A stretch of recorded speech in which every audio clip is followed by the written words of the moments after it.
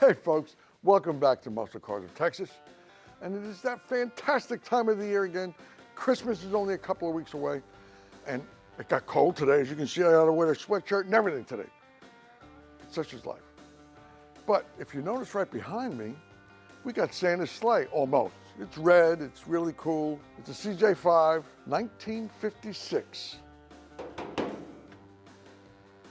CJ5 Jeep. It was restored quite a while back in the 90s, but it hasn't seen much action in the last 4, 5, or 6 years. And it's here so that we can get it running again and driving again, and the brakes and, you know, all that kind of good stuff. They did a great job on it as far as the restoration is concerned, but it needs a carburetor, naturally, you know, and the gas lines and the gas tank and all that kind of stuff. But it's cool. And, you know, this way we get it ready for Santa, and he can take all the kiddies, all their toys, and everything will be right with the world. Christmas is coming, folks. Don't forget, everything is happening for Christmas time right here at Muscle Cars of Texas.